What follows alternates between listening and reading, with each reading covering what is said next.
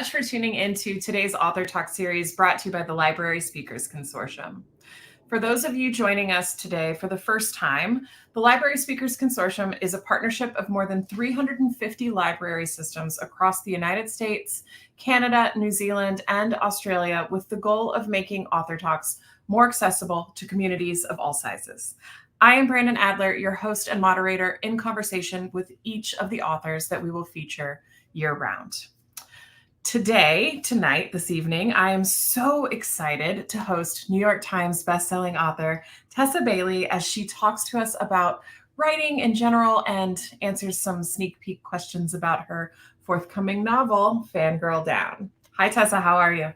Hi, I'm wonderful. How are you? Thank you for having me. All the things. Thank you for being here. I'm also doing super well, and I'm so excited to jump in. We've had a ton of amazing questions asked. And I know everybody's excited to get started, but I do want to pause and kind of give everybody that standard housekeeping information so everybody knows how to ask questions and everything like that. We have compiled some questions with registration, pre-submission, but you can still ask a question now or at any point in time during the talk by clicking that questions button that's just below the live feed. Keep in mind, there are a lot of you tuning in today, a lot of people super excited to be here. So we will ask as many questions as time allows. I do want to give a formal introduction to our guest for today. Number one New York Times bestselling author Tessa Bailey can solve all problems except for her own. So she focuses those efforts on stubborn, fictional blue-collar men and loyal, lovable heroines. She lives on Long Island, avoiding the sun and social interactions, then wonders why no one has called. Dubbed the Michelangelo of Dirty Talk by Entertainment Weekly, Tessa writes with spice, spirit, swoon, and a guaranteed happily ever after. Catch her on TikTok at author Tessa Bailey, or check out tessabailey.com for a complete list of books. Again, thank you so much for being here. So that's quite a moniker, dubbed Dirty Talk.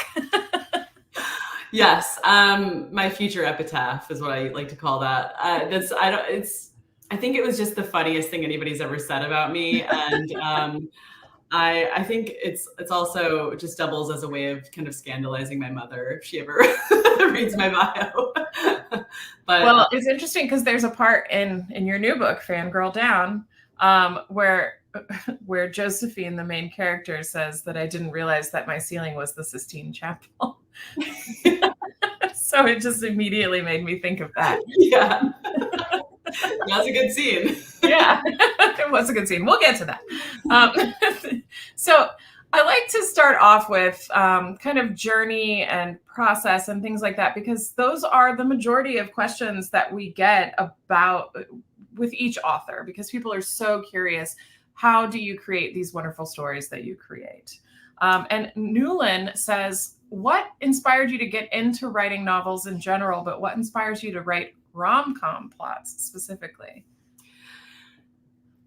What inspired me to get into writing, I kind of always, I was always in love with romance novels. It's always been my number one love in my life since I was 14.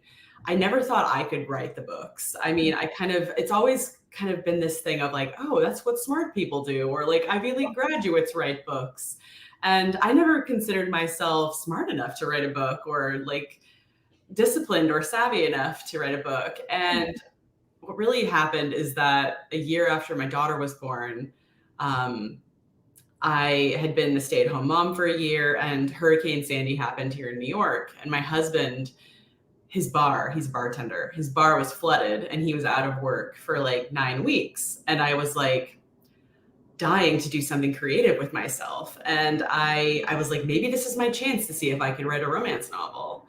And I did it, and I loved it. It felt like I was letting something out that had been trapped inside me for a really long time. And I'm still here. I'm 12 years later and I haven't stopped. And I really can't believe that I was able to make a career out of it. It's just like a compulsion that I had inside of me, for a really long time. And I just needed like a little push to let it out. Mm-hmm. And I guess it's like I guess the the takeaway from that is that you believe in yourself, and if you really think you could do something, it doesn't hurt to try. Yeah. So that creative compulsion, was that your very first novel? Did it get published, or did you have to write another one in order to see that? It was called Protecting What's His. It was released in February 2013. And the editor who I sent it into at a publisher called Entangled, she said that she just happened to pick it up out of the slush pile on her way out the door for the weekend. And I mean, without that having happened, I don't know that I'd be here. It's just kind of, I think these things are they're hard work and talent, yes, but I think a lot of luck is involved, because there are a lot of incredible authors out there that will never get the notoriety they deserve. So I just think it happens to be the luck of the draw sometimes. Yeah, I think that you're right. I've heard a lot of stories. Like, I knew somebody who had a friend who was an agent, but I've not yet talked to somebody who said they just happened to pull it out of the slush pile. So that's a pretty incredible story. Yeah. And so before that ever happened, I had submitted a scene to an agent, and I did not win the contest, but the agent contacted me and said, I think you have like a really good voice. I'd love to see the rest of the manuscript. And so I sent it to her, and she got back to me and she said, you're not ready yet, but like, keep going. You have something here. And years later, I think like 4 or 5 years later, when I had an offer from a publisher, I contacted that agent again. I said, listen, I probably wouldn't be doing this if you hadn't told me that I had a good voice, and will you be my agent now? And we're still together. So that was Laura. Is that her name? Laura Bradford. Yeah. It all worked out. So you always mention Laura in your acknowledgments. And when I started reading Too Hot to Handle, you also mentioned a journalism teacher that you had in high school. Is that somebody that you're in contact with, or? No, I lost contact with her after I left California to come to New York and I went to school here. The first few times I went back to visit, I did meet her for like lunch, and then I think she had some things happening with her family, and we fell out of touch. But I still think about her so often. She was the journalism supervisor for the school newspaper, and I was the editor in chief. And she just was really encouraging, and she not only was she encouraging, but she challenged me a lot. And she didn't just say, oh, this is so good job. It was like, well, why do you think this way? And like, she challenged me with the other viewpoint and really kind of made me think. So I'm very grateful to her for that. I thought it was an acknowledgement that really stood out. So that was pretty neat. I wanted to ask about it. Yeah. Francis is asking or saying, I'm sure in the creation of so many characters and backstories, you learn a lot about different topics, professions, etc. What's the most surprising thing you've learned while writing your books? Wow. The most recent book that I've researched, probably more than any other book, was Fangirl Down. It's about a professional golfer, and I think I learned so much about the mental aspect of the sport. And it's almost, to a certain degree, once you become a professional, it almost like your entire career hinges on your mental capabilities. Like, if you lose that mental edge, you lose your game.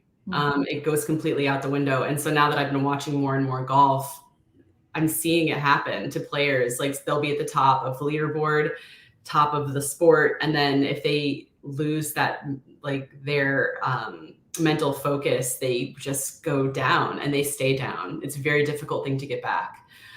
So that's one thing I've discovered, but also just, king crab fishing. I mean, in the Bellinger Sisters series, I probably learned way more than I ever need to know about the Bering Sea and Alaska and, fisheries and weigh-ins and things like that. And like, a lot of things don't actually make it into the book. It's just more learning to speak in the vernacular and learning to speak in that language to make it authentic. But some of my favorite parts of being an author are like picking like a really unusual profession for my characters, just so I can delve in a little bit. Like I had a birthday party clown once that I get a lot of flack for, but I found it really interesting, you know. So even thinking of like a king crab fisherman or a golfer or the birthday party clown, do you go and try to like put yourself in those settings for research so you can actually feel what it's like? No, I don't like to leave my house, so it's a lot of documentary watching. It's a lot of Google mapping, going to like local websites if I need to learn like geography of a place. I read a lot of books. For Fangirl Down, I read 2 books, one called Zen Golf and one called Who's Your Caddy? Yeah, I mean, for the Vine Mess series, Secretly Yours and Unfortunately Yours, that took place in wine country. So I drank as much wine as I could for research. Naturally. Yeah, I try to do as much as I can from my house, but sometimes I do go to the locations, and I actually do end up getting a lot more inspired once I'm there. Mm-hmm. Yeah. So Mercedes from LA County Library is saying, do you ever get caught up in data for data's sake when writing your stories? How do you get out of it? Any methods that you employ for like getting stuck or in a writer's block, or just like getting stuck focusing on one piece of information? I don't usually get writer's block, but I will get stuck in a rut where I know everything I'm writing is going to have to be deleted at some point. Oh. So I go through it as opposed to letting the block happen. I just tunnel right through it, and eventually I stop writing garbage and it starts to sound better. And then I go back and I fix. I think stopping completely is always a mistake for me.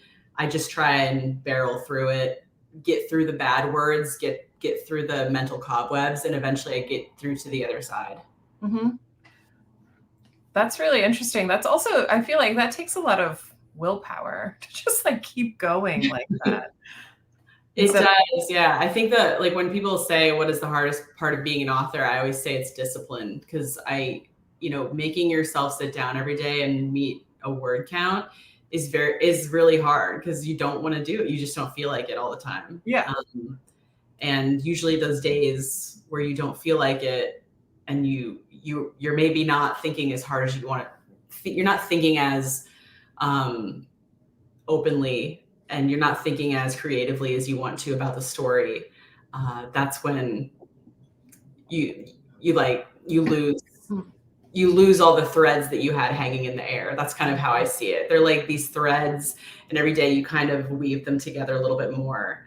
And some days the threads, you just don't see them. They're just not there for you. But they eventually come back if you just keep going.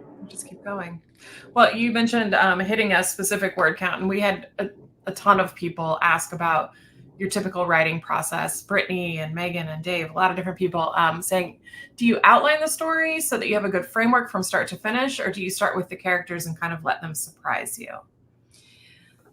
I start with the characters. Like most of my books, I would say, are definitely character driven. Like the conflict a lot of the time is internal.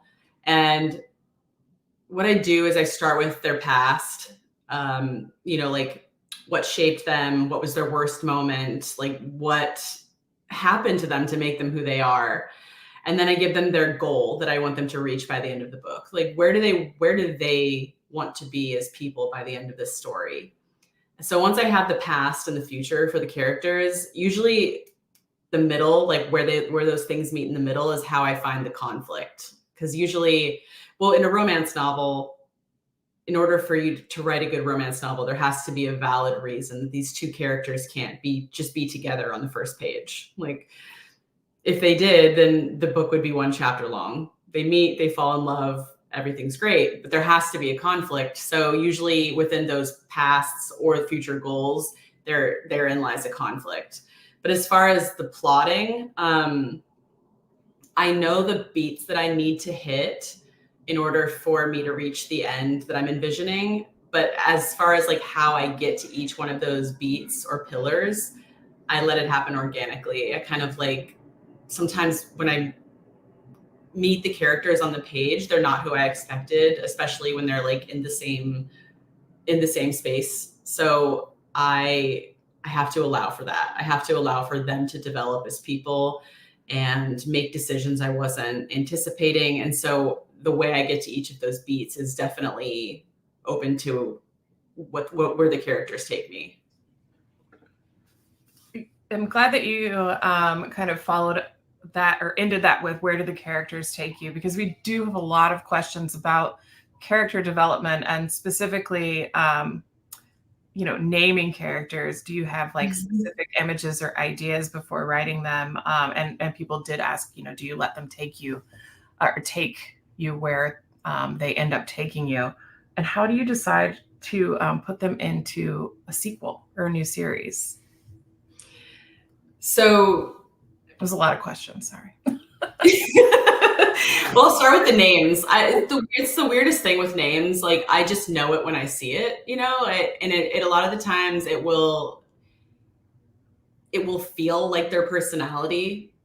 So let's take, for instance, like Piper from It Happened One Summer. I just knew that was her name when I saw it, because I was thinking she's a socialite influencer. She's very upbeat. She's an optimist. She's like, look on the bright side of everything. And Piper, I saw it and I knew that was it. Mm-hmm. Anna is like more down to earth, girl next door, grounded, or eternal. It's weird. I just happen, when I see the name, I just know that it's the right one.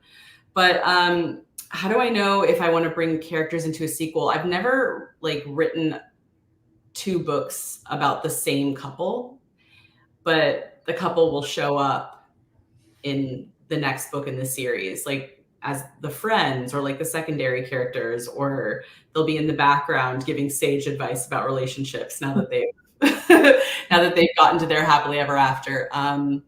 But for instance, like right now, I'm writing a sports series, and it was only supposed to be 2 books, and I've already written a 3rd and plotted the 4th and the 5th, because I just met these characters and these secondary characters, and I just knew it was like fertile ground that I needed to explore. And so it's really nice to be at a stage in my career, where my publisher trusts me enough to go, hey, this 2-book series is going to be 5 instead of 2. And they go, okay, like if you think you've got something here, let's stick with it. And also just, I have the freedom to kind of go, this feels really good. I'm going to stay here for a while.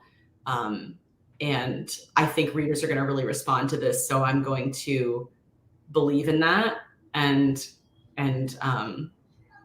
make this something into something else more than I had envisioned, originally.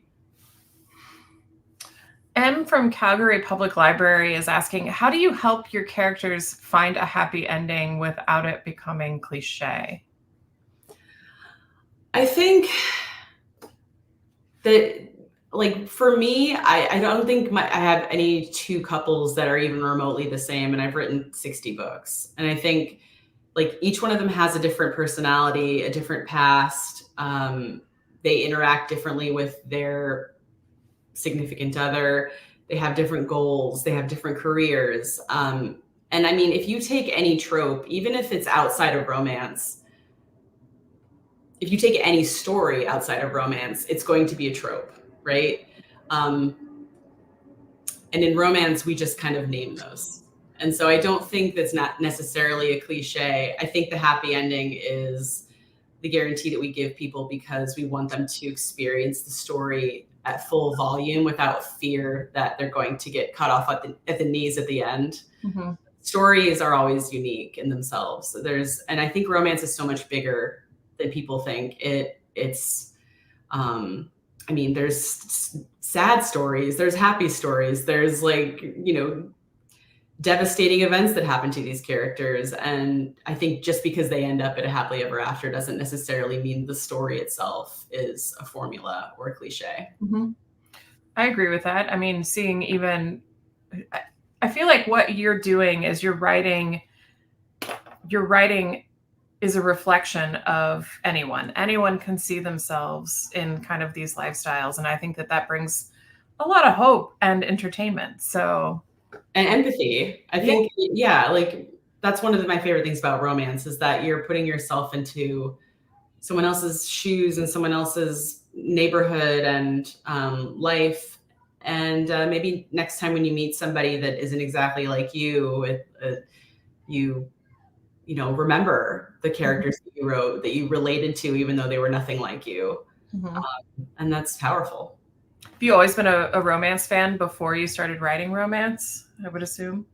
I started reading romance when I was, I think, 13 and a half. Okay. I went to a family reunion, an all-lady family reunion in Maine, with my mother's side of the family. And it was just like, they just wanted to watch Riverdance on VHS, like over and over and over. And I was like, I got to find something to entertain myself. So I found a romance novel in my grandmother's luggage, and I just read it cover to cover. I don't think I took a breath the whole time. It was kind of like, it just felt like coming home. Like I'd been waiting to discover this thing my entire life. And it just made me so happy. Growing up, all I would do was search for the romantic subplots in every medium. And, you know, whether it was television or movies or books, I would just like, but who's in love? And does he love her? And does she love him? And I would be so unsatisfied when I didn't get that, like, you know, the happily ever after. Yeah. Geez, like knowing I could get that feeling over and over again safely, you know, in a world where there is no guarantees and nothing is safe. That's really something I just couldn't believe I get to come back to it over and over. It's it's like a blessing. With that in mind, Jordan is asking, how do you think that the romance genre has evolved over the years? I think it's evolved quite a bit. You know, I think, you know, we have, I don't want to say stronger heroines, because I think that those have always existed in romance, and it's just kind of been marketed differently, or you know, the covers were different with like the, you know, the ripped bodice covers and things like that, and it's kind of evolved into like of more of a focus on the woman and her story and like how she is reaching her goals while also falling in love. And so the romance is a huge part of the book, and it is the main plot, but we are seeing a personal journey, I think, more than ever before. It's more important to the reader to watch the reflection of them in the book, whoever it may be. Have a goal, set a goal, and reach it. It's kind of like just as satisfying to watch another person reach those milestones, and you get to watch it and root for them. And I think that's something we like want to do as the reader. Yeah. So I think it's really just become equally about the personal journey, as opposed to just, you know, slaking the needs of the hero or whatever it may be. It's really, it's just evolved into a lot more. Yeah, I agree with that. I think back to like kind of Victorian-esque romance novels, and and it's like what you read now and today, especially with your work, is completely different, and it gives strength to both characters equally. Yes. Common ground is the common ground, it needs to be reached for that like, for the ending to be satisfying. They have to battle it out, find out how they can be in a healthy relationship with each other in order for it to work forever. And I think that there's definitely more of an emphasis on a healthy, sustainable relationship, that each character has outside interests and each character is saving themselves, but which allows for that healthy relationship to be believable. So Danielle and Jean and a couple of other people are talking about the banter they would love to hear you talk about the banter between these characters. They kind of start off as like this protagonist and antagonistic kind of meet cute, basically. And then they establish this amazing banter and you build such like kind of sexual tension along the way. And so Jean is saying from Spokane County Library District, talk about the banter, please. How do you establish different characters' sense of humor? It's like, I never know what the banter is going to be like until they get on the page together. It's so funny. Some characters, it's a lot more of a struggle than others. Sometimes I'll think, oh, these two, once they get it, oh, it's going to be hilarious. And then I get them into a situation together and they'll clam up, or, one of them will shut down. And I'll have to like really work to get them into a place where they're comfortable bantering. And a lot of that usually has to do with vulnerabilities, whatever their pasts are, what they're hiding. But then sometimes, like in Fangirl Down, the banter just came so easily. And I think it's a really important part of a romance novel, because I think if you're expecting the reader to believe these two people are going to be with each other for the rest of their lives, they have to have a good conversation. Like, I mean, the physical stuff is there. But like, are they going to be able to sit down at a dinner table and chat every day? And are they going to be excited to tell each other things? And are they going to be able to make each other laugh? And so I think that is a really important component of like asking the reader to believe in a happily ever after. Mm-hmm. So Gabby is asking, speaking of happily ever afters, would you ever write a book where the main couple doesn't end up together? For instance, a story where the female lead realizes the romance she needs is to fall in love with herself, discovering her own self-worth. I personally probably will never write a book without a happily ever after, but I support that storyline. Like there is actually Schitt's Creek is one of my favorite examples of that. When Alexis, I'm sorry if anybody in here hasn't finished Schitt's Creek yet, but Alexis kind of has these different romances throughout the show, and we were like, oh, this is it for her. She's finally found her guy. And oh no, it's this guy. She's finally found him. And then at the end, you realize that the story, like the romance was Alexis, like falling in love with herself and realizing she's a capable person. She has a lot to offer. She has her own dreams that she needs to pursue.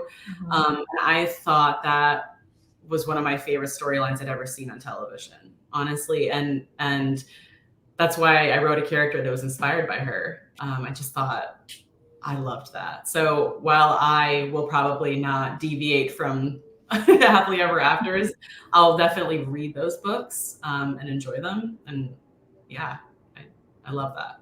Okay. So we have naturally lots of good questions about the more spicy scenes that you write. Sandy from Hopkinton Library says, love your books. So thrilled to read more. Where or how do you get inspiration for each of the amazing spicy scenes that we read? I mean, I would like to tell you it's from personal experience. I just have a really filthy mind, is the truth. I think what it is when I write a spicy scene, I just like I try to put myself into the character's skin. And like me personally, I feel like I wear so many hats throughout the day, where I'm just like, I'm a mother, I'm a wife, I'm a daughter, I'm an employee, I'm this, I'm that. And during those moments, I don't want to be any of those things. I just want to be focused on my own pleasure and my own, I just want to be myself, a being, a woman. Yeah. And so as long as both parties are enthusiastically consenting to these scenes, that's the number one most important thing. Mm-hmm. I think a little objectification goes a long way, because it helps take you out of, it helps take you out of or helps the character. I'm talking about me like I'm the one in these scenes, but it helps the character shed all those hats that they have to wear all day and just focus on fulfillment for themselves. And I think that is really freeing. It's like freedom. So I think that's kind of what I go into these scenes hoping to achieve. Becca says, how do you keep thinking of new ways to keep the spicy scenes surprising and fresh, though? Do you keep a running list of hot ideas to use in future books, or do the spicy scenes develop individually and naturally as you write each of the characters? They do happen very naturally. I never know at what point in the book the characters are going to, what's the proper term for this?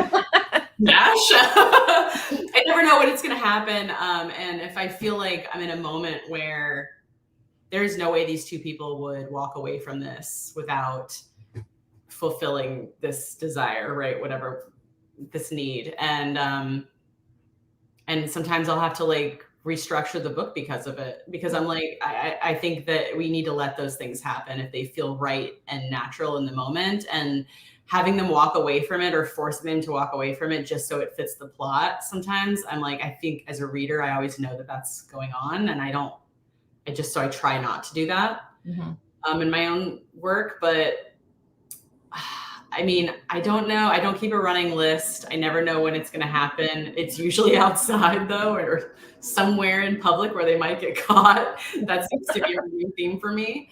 But I just think there comes a point where one of them admits something or shows a vulnerability or reveals that they've been paying much closer attention than they've been letting on to what the other character's saying. And I think when those things happen and there's that magic and you can feel it, you just have to let it happen. And I don't know how it stays fresh. It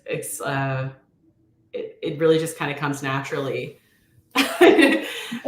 Yeah, I don't know how to, it's a weird thing to put into words, but I just, it's like those scenes are very earthy and raw and honest, and the walls are down, and I like race towards those scenes because I just enjoy writing them so much. And I hope I always try to move the plot forward somehow in those moments, instead of just having it be sex for the sake of sex. I think it's important to have something revealed or have something, have an admission be made or some honesty given. And so at the end of it, they're different together. They move forward in some way or even backwards. It's just, I try to make it part of the story. Good. I think that you do it beautifully. Thank you. Yeah. Lisa is saying, does your husband read your books? And when I was doing a bit of research for this talk, I did see your TikTok part 1 and part 2, your husband reading Fangirl Down. Yeah, this is the first book he's read of mine in 60 books. I had to write a book about golf to make him care. No, but really what it was is that I was listening to a podcast called Over My Dead Body, true crime podcast. And you might have seen this true crime story on Dateline recently, but it's a husband and a wife are going through a terrible divorce, and he ultimately ends up dead. And it all originated with him not reading her book. Oh my gosh. She had written, and I haven't seen this. So it, I mean, not that that's justification for killing anybody. It's definitely not. But when I was telling my husband this story, I was like, and she wrote this book and he wouldn't read it. And they also, she ends up divorcing him, and then all this drama plays out, and he's like, okay, so I guess I'm reading your next book. I was like, that's wise. That sounds like a wise plan. The takeaway from that was yeah, but he's really enjoying it, and it's funny to watch him kind of go, oh, this is about like way more than just like spice. And I was like, yeah. And he's like, I didn't realize how much like how much storyline went into this and how much character growth and like how well researched the golf would be and things. And you just like kind of expected it to be like spicy scene after spicy scene. And I was like, what do you think I've been doing? I didn't realize you were working so hard. Yeah. That's funny. My I think that I've interviewed 55 authors at this point. My husband hasn't watched a single one of the interviews, so maybe really analogous. Yeah. Well, tell him that he might get murdered. Yeah, that'll better start watching. Yeah. I'm dropping nuggets. So Kristen is saying, do you have any LGBTQ stories planned? I've written 2 stories that were love stories between men.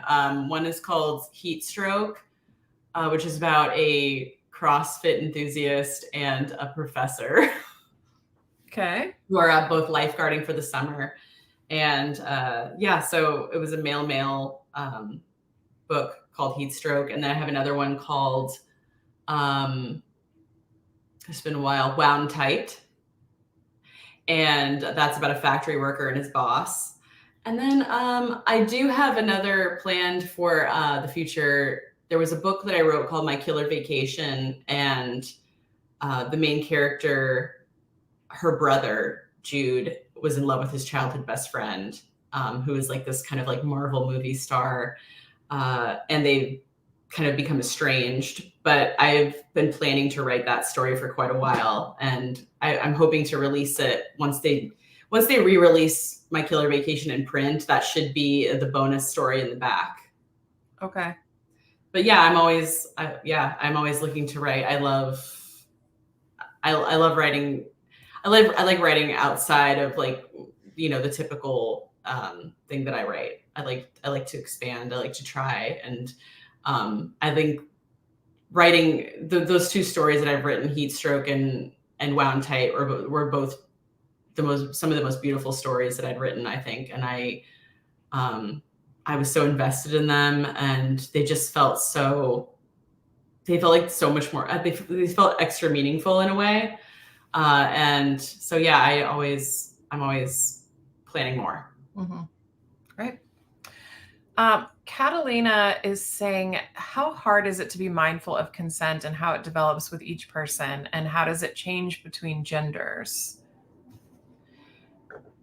Like, so consent is definitely, I mean, I think especially since I became an author, more and more it become part of the conversation, in that it's so sexy. I think like a lot of, in the beginning, it was like a lot of, but if you stop to have this conversation, are you taking away from the mood of this? And it's like, no, it's talking about protection, talking about consent, talking about, safety for both characters it's like, it really adds to the scene for me. Mm-hmm. Because it shows caring, it shows thought. It shows respect, yeah. It shows respect for each other. Yes. So it is really important. And I wouldn't want to be with somebody who didn't take my safety into account. And so it's such heroic behavior. Mm-hmm. That I can't imagine writing without it. Mm-hmm. Yeah, I kind of feel like in Fangirl Down, you really highlight consent in so many different ways. Not only just consent for sexual activity, but kind of like this social consent and relationship consent, and then like consent to themselves, like you said earlier, to save themselves. Like they had to kind of come to that themselves and allow themselves to grow and do those things. So I feel like consent is represented in several different ways in your book. Thank you. Yeah, it is really important. It's like kind of something I don't even have to think about, really. Mm-hmm. It's just kind of become the normal. It's almost like if it's not included, it would be very glaring, I think, in a modern romance. So that we've come along. That's another way we've come, we've leapt forward. And yeah, I just I can't imagine writing a scene where, or like at least that first scene where they don't have some sort of discussion over like, okay, what are your expectations here, and also just if you want to stop, we'll stop. I think that that's really something that I think needs to be said in my stories at the beginning, that physical relationship. And it's, as bad as it may sound, it's also modeling behavior in a sexual situation, because some people don't feel empowered to say stop. So your writing is showing people that these are what these respectful situations look like. Yeah, and I do. There have been a few, more than a few. I've got over the years a lot of readers emails and things reaching out to me, just kind of saying like, "Thank you for that," or I mean, I'm sure I'm not the only author that's getting these emails because so many authors do this beautifully in their books. But it's really nice to see that romance is such a healthy. It has such a healthy place in a lot of people's lives, and that they can count on us for that. That's really, it's a wonderful thing. Yeah, I agree. Well, I do want to, I want to dive a little bit deeper into Fangirl Down. I know that it doesn't come out until next week, so we won't have any spoilers, but I do want to do some sneak peeks. So you gave a really kind of a 2-line summary earlier that Fangirl Down is about a professional golfer, but can you elaborate just a little bit more? So we have Wells Whitaker. He is sort of like the most hated golfer on the PGA Tour. He's jerked to the media, and he blows off the fans and everybody. He's like kind of the golfer everybody loves to hate. And he's ready to quit. He hates the sport. He's taken a giant nosedive. He used to be the best golfer in the world, and now he's at the bottom of the leaderboard. But he has this one fan, and her name is Josephine. She continues to show up. She just won't quit on him. And a lot of it is that she sees greatness in him, but she also happened to see him do something when he thought nobody was watching, and it's kind of always endeared him to her. So he ultimately does quit, but then he realizes he's made this mistake because he doesn't know where Josephine is, and there's been this terrible weather event in Florida, so he goes to find her. And when he does, he realizes she's in dire financial straits. She's a type 1 diabetic. She can't afford health insurance. Her family's golf pro shop has been decimated by this storm. And he ultimately brings her back on the tour as his caddy so that she can make the money she needs. So now he has this motivation to try again because he wants Josephine to win this prize money. And ultimately they become this like incredible duo, and they bring his game back to life, and they fall in love at the same time. It's a wonderful story. Thanks. So Josephine, one of the main characters, is fabulous. She's unapologetically feisty, and fierce and loyal. And you said that she has type 1 diabetes. And you mentioned this in the acknowledgments, but why is this representation so important to you? Yeah, so type 1 diabetes is like a huge part of my life. My daughter, she was diagnosed when she was 6, and she's 12 now. And a lot of the struggles that she faces on a daily basis are the same that Josephine faces in the book. The character wasn't inspired by my daughter because that would be weird considering all of the, naughty things that happened in this book. But I would say that the personality that Josephine has is definitely something I watched my daughter develop, because you have to be tough as nails to do this 24 hours a day without a break every single day. You're managing your blood sugar. It's all day. And so I wanted to make it a big part of the book, but not so much that it defined Josephine. She, it's not the thing that defines her, but it's a huge part of her life because there's no way around it. So it was important to me to portray that condition accurately, but also I I want my daughter to read it one day and go, yeah, like, it's not the only thing about her. It's not the thing that people are going to remember about her. Are you and your husband anything like Josephine's parents? I am, yes, 100%. 100%. I am the mom with the sugar-free snacks and terrified for my, daughter to travel or go anywhere without me. That's something I'm working on. But yeah, I mean, and that kind of power struggle between Josephine and her parents definitely is a little bit authentic as well, because my daughter is like fiercely independent, so, and I think that comes from having your parents hover over you when you have something like that, when you have a chronic condition, wanting to battle against it is totally natural. So yeah, it felt like I knew these people very well and I was writing Fangirl Down. So we have a lot of people asking if you were a golfer, and that's why you wrote this book. So were you a golfer before you wrote the book? And can you talk to us a little bit about your inspiration for Fangirl Down? I'm not a golfer. My dad was a golfer, and I used to say to him, "Oh my God, like, could you pick a more boring sport? Like, it's so boring." And then a couple of years ago, I just happened to catch this tournament that was taking place on television called the Ryder Cup, which is the UK versus the United States.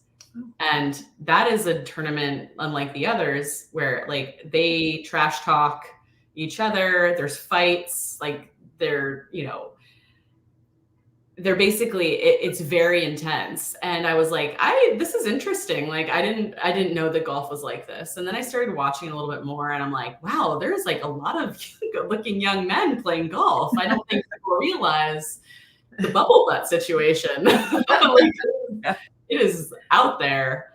And I kind of got more and more interested. And then Full Swing is a documentary that came out on Netflix, I think last year, which it chronicles, I think like 7 or 8 golfers, like different golfer every episode.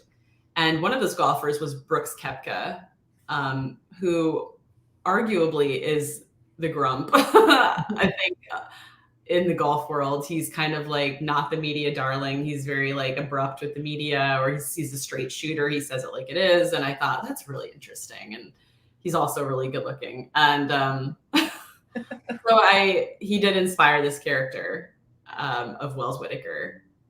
And I've kind of just gotten more and more interested in golf since I started writing the book and started reading books about golf. And it's so much more difficult and intense than I think people realize. Mm-hmm. I mean, I've played maybe a handful of times in my life and it's very frustrating. So I couldn't imagine doing it for a living. Yeah. I mean, if they can do it every day of their lives and still fail at it. Yeah. Yes, then it must be so difficult, right? The intricacies of it just in general, and then keeping that, like you said, that mental focus. Now, so after I read this book, I had to look up if they're like the history of female caddies, and I did. I was surprised to see that there are a lot of like golfer caddy couple duos.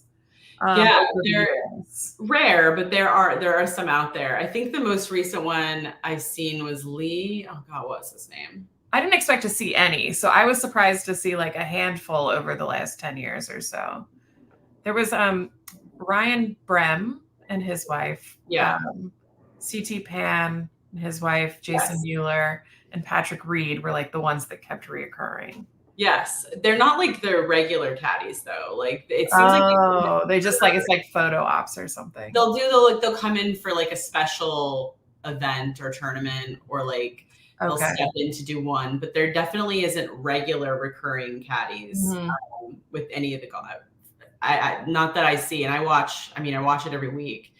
There was one, I can't remember his name now. He's a British golfer, and his girlfriend was his regular caddy for quite a while. That was really interesting to me. She was a personal trainer in real life, and I don't think she was even like, I think she played golf, but I don't think she was a classically trained caddy, or like, I don't think she played professionally. But I remember watching that and thinking, how cool is that he is just like, yeah, like, she's carrying my bag. What? So like, so what? You know? And like, it's nice. It's nice to see that kind of like responsibility. Like, I don't know how to describe it, but most people would say, oh, like, don't let the woman carry your bag for you. But she's like, I got it. Like, yeah, this, I can carry 2 bags if you want, you know? I just love that. I do too. I think it's great. So the title of your book, Fangirl Down, is that in reference to the particular scene where Josephine storms off? I don't want to give it away, but where did the title of your book come from? So I think, like, you know, like when you say man down, you know, just kind of like someone who is hit rock bottom in a way. Okay. And I think when he comes to find her after the storm, that's where she's at. She's like fangirl down. Like, she's not her typical peppy self. She's not cheering for him on the sidelines. He's coming and seeing her in her everyday environment, and she has lost everything, and she has no way of taking care of herself. And I mean, she's still optimistic and resilient, but at the same time, like, she's definitely not just the fan that he's used to seeing. She's got this real life, everyday problem. And so, yeah, I think it really, that scene, what I would say is where Fangirl Down comes from, as opposed to the end, like the ending that you're talking about. Okay. Yeah. So how do you think that Fangirl Down differs from other books that you've written? I don't know. A lot of people say it feels really different, and I'm not really able to put my finger on what that is. It does feel like very rewarding because these two people work together as a team throughout the book to achieve something. And I don't think I've written anything like that before, where they had to learn each other inside and out. They were pulling for each other. They had this incredible respect and trust in each other throughout the entire book, start to finish. That I thought was really, it just made me feel uplifted and refreshed. So I can't really say what makes it differ. It's my first sports romance, but yeah, all I can say is that it feels fresh. Mm-hmm. It does. So I find it interesting that your first sports romance, and you're going from golf, and then you have a follow-up. The next one is the Au Pair Affair. Is that right? Yes. And that's going to be hockey. Mm-hmm. Well, you know, like, hockey players and golfers are always really good friends. I don't know if you're aware of that. I thought it was just the grumpiness that they had in common. Yeah.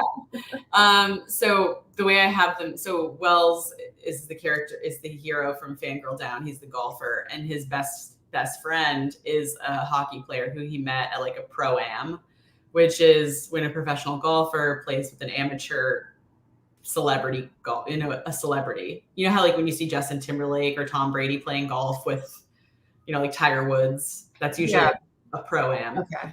So that's how I justified them meeting. And yeah, so now the second book is a hockey book coming in July.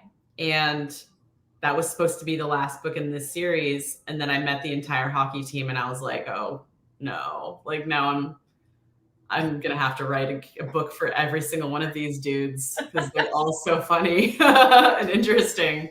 So everyone's going to have to just stick with me for a while. And there might be a baseball one in there somewhere, which I won't spoil how that comes about. But yeah, who knows where this could end? I could just be writing sports for the rest of my life. Sorry, when you said a baseball one in there, it just like instantly made me think of the Sex and the City episode when they go to see the Yankees play, and there were a lot of sexual innuendos in there. So I can see it working well. I'm sure yours will be even funnier. We'll see. Serena is asking, as a public librarian, I feel that some people blanket the entire romance genre as mindless fluff or smut. Is there anything that you would say to those that are hesitant to pick up one of your books or any other romance book to encourage them to set those feelings aside? Yeah, I mean, it's not. That's all I can say. I mean, you just, and it's like until somebody like reads it for themselves, I don't know that there's a way to convince them. All I can say is that this many people can't be making this big of a mistake, right? It's like, are this many people so into mindless drivel that they just keep buying it and reading it and raving about it over and over again? Like, there's millions of us. Like, romance is $1 billion a year industry now, and it's like that many people can't be wrong. Yeah. If it's resonating with that many people, there has to be something to it.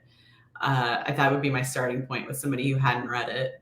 But I mean, this is, I think, something that we're just used to hearing a lot. And at this point, I'm like, so many of us are just like, we don't care anymore. We don't care. You can think what you want, because we love it. We have so many people who love it and unapologetically proclaim their love for it. And we just don't care about the naysayers anymore. We're like, we're over it. We're happy and we love it. And that's what matters. Yeah, I like that. Allison from Jackson County Library is saying, what's your favorite swoon moment you've ever written? And if you can't name one, because they're all pretty great, what's your favorite swoon moment that you've ever read? I mean, wow. I mean, all I can think of is the last one I read. Do you know how that went? The way, like, yeah. I just read A Love Song for Ricky Wilde by Tia Williams. Tia Williams wrote 7 Days in June, and she just released a book on Tuesday. And I read that. I got to interview her and in Brooklyn on Tuesday night for her book launch. This book she wrote, I mean, I got full body goosebumps several times. And I can't, like, there's a scene where the hero comes upon the heroine and she's smelling this jasmine flower, and she turns and she sees him watching. And I can't really, without ruining anything, I can't say why that moment is so poignant, but it gave me, like, all the hair on my body stood up, like all the little hairs. And oh my God, it was just beautiful, that book. I can't recommend it enough. But you said it was Tia Williams? Yes. It's called A Love Song for Ricky Wilde. And it's probably going to be my favorite book of the year. Just gorgeous book.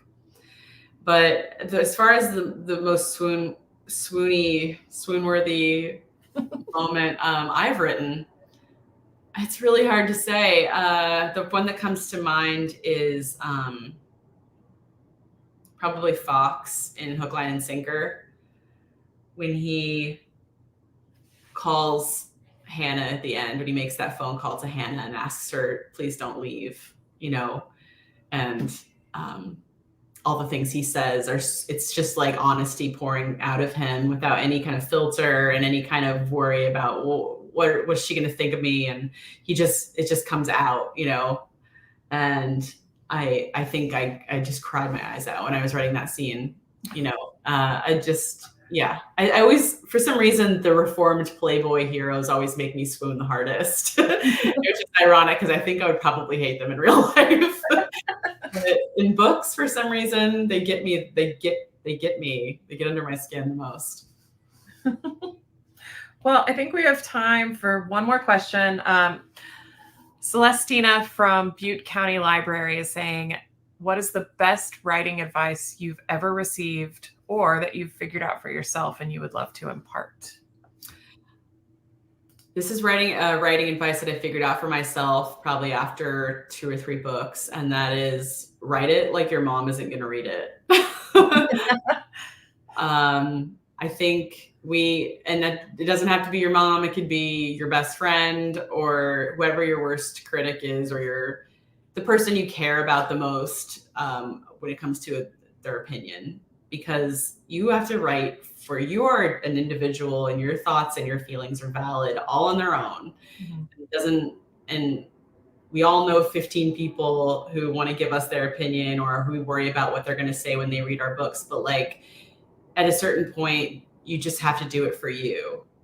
You just have to write for yourself and what you want and what you want to read and what you love, and not worry about the opinions of anybody else. And it's okay sometimes to not take advice as well. You know, like consider not taking advice once in a while. It's okay. Yeah, I think those are my two favorites. I always say, just because I always was worried, like, oh God, my mom's gonna read this. And and then I would like change something to be like less offensive. And then I finally was like, you know what? Like, this is not for anybody but me. And like, if people don't like it when I put it out there, that's okay. But I'm gonna put it all out there. I'm gonna get it all on the page, and I'm just going to be completely open to whatever words are coming into my head and whatever feelings I'm feeling. I'm just going to be honest with them. And that's how you write a good book. Yeah. Very sage advice, Tessa Bailey. Thank you so much for joining us this evening. It's truly been so much fun talking to you for the last hour. So thank you. Thanks for having me. This was wonderful. I also want to extend a huge thank you to all of our viewers for tuning in, because of course, without your support, none of this would be possible. So thank you for choosing to spend your time with us. As a reminder, below the live stream video in the Rate This Program tab, you can find a link to the resources area, which contains a pre-order link to Tessa's forthcoming title, Fangirl Down. It comes out next week on the 13th. We look forward to seeing you all again on February 20th when we chat with National Book Award winner Jason Mott about his novel Hell of a Book, and again on February 28th when we chat with New York Times bestselling author Kim Scott about her book Radical Candor. I am Brandon Adler. Thank you for joining us.